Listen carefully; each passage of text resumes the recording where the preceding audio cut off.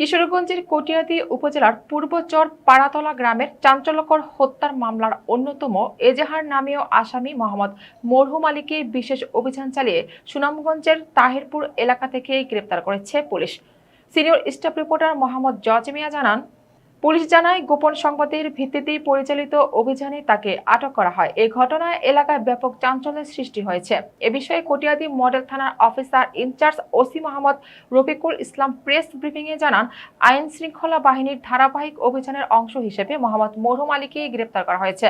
মামলার বাকি আসামিদের দ্রুত আইনের আওতায় আনতে পুলিশের অভিযান অব্যাহত রয়েছে বলেও জানান তিনি। ধন্যবাদ। আমাদের কটিয়াদী থানার পক্ষ থেকে সকল ইলেকট্রনিক প্রিন্ট মিডিয়া এবং সকল সাংবাদিক বৃন্দ এবং অন্যান্য উপস্থিতির আসসালামু আলাইকুম রহমতুল্লাহি ওয়া বারাকাতুহু। আমি আসলে আপনাদেরকে একটি তথ্য দেওয়ার জন্য অবগত করেছি যে আপনারা স্বতঃস্ফূর্তভাবে এসেছেন, তার জন্য আমি আবারও ধন্যবাদ জ্ঞাপন করছি। সেটা হলো, আপনারা জানেন গত 15 তারিখে আমাদের কটিয়াদী থানার লোহাজুরি পাড়াতলা গ্রামে একটা চাঞ্চল্যকর ঘটনাকে কেন্দ্র করে চাচা বাতিজা তাদের প্রত্যেক সম্পত্তির বিরোধের জের ধরে চাচা মহরম উরুপে মরম আলী তার বাতিজা আনোয়ারকে তাদের পরিবার এবং অন্যান্য তাদের আত্মীয় স্বজন সহ তাকে ব্যাপকভাবে আঘাত করে, মারধর করে, লোহার রড বিভিন্ন দেশীয় অস্ত্র দিয়ে তাকে প্রচুর পরিমাণে গায়ে আঘাত করে অনেক রক্তক্ষরণ হয়, রক্তাক্ত হয়। 15 তারিখ বেলা অনুমান 12:30 একটার দিকে তাকে মারধর করার পর তার অবস্থা খারাপ দেখে তাকে পরবর্তীতে দুপুরের দিকে পাশে একটা হাই স্কুল, পাড়াতলা হাই স্কুল, ওই হাই স্কুলে মাঠের মধ্যে রেখে যায়। তাৎক্ষণিক ওই সময়টা অনেক ঝড় বৃষ্টি ছিল, প্রচুর পরিমাণে ঝড় বৃষ্টি। তো এই ছেলেটা বসা অবস্থায় অনেকে ওই এলাকার অনেক লোক, আমি মনে করি শত শত লোক ভিডিও করেছিল। সে দীর্ঘ কয়েক ঘন্টা সে এই মাঠে উপস্থিত ছিল, কিন্তু এলাকাবাসীর পক্ষ থেকে এবং তার পরিবারের পক্ষ থেকে কেউ তাকে চিকিৎসার জন্য কিন্তু হাসপাতালে আনে নাই। এবং আমাদেরকে তাৎক্ষণিক সময়ে কোনো সদস্য আমাদেরকে ফোন করে নাই। পরবর্তীতে 6টার পর 2জন সাংবাদিক ভাই আমাকে ফোন করে বিষয়টা অবগত করলে আমি তখন ঢাকায় ছিলাম। আমি তাৎক্ষণিক ইন্সপেক্টর তদন্ত এবং বিড অফিসার এসআই রতনকে আমি ঘটনাস্থলে প্রেরণ করি। তো ঘটনাস্থল তার আগে মৃত পাই 2টা 2:30টার দিকে, যখন 12টা 12:30 থেকে তারপরে আগে মাঠে আনার পর 5টার দিকে অনুমান বিকাল 5 ঘটিকার দিকে সে মৃত্যুবরণ করে।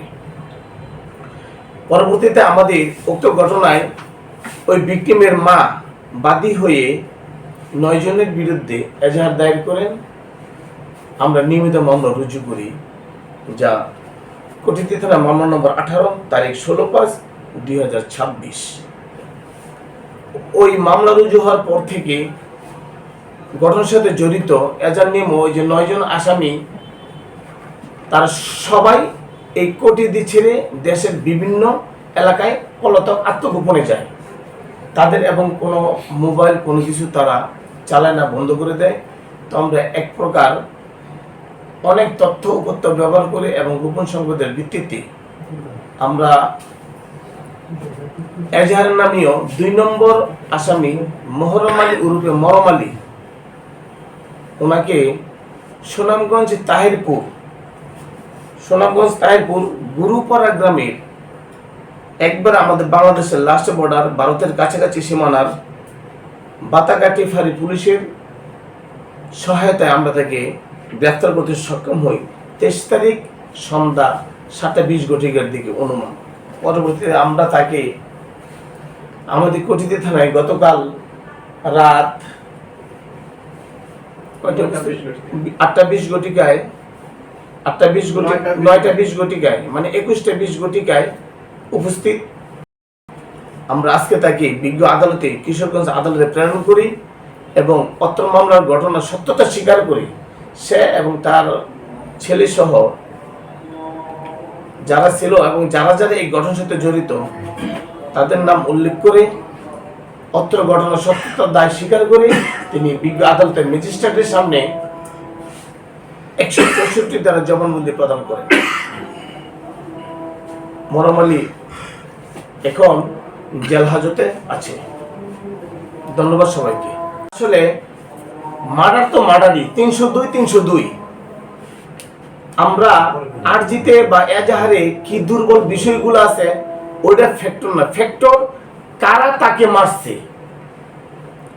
অপরাধী যেই হোক, এজাহারে যদি কোনো দুর্বল বা কোনো ঘটনার বিষয় অনেক সময় ভুলক্রমে লেখা হয় না বা ভুলবশত বাদ যায়, আমরা ওইটা তদন্তে নিয়ে আসব। সকল বিষয়গুলা আমরা মামলা চলাকালীন, তদন্ত চলাকালীন সময় আমরা ওই বিষয়গুলা, ওই ভুলগুলা আমরা সংশোধন করে আমরা তদন্ত নিয়ে আসবো। এর জন্য কোনো সমস্যা নাই। এবং যার যেটা সত্য ঘটনা আমরা এটা উদ্ঘাটন করবো ইনশাল্লাহ।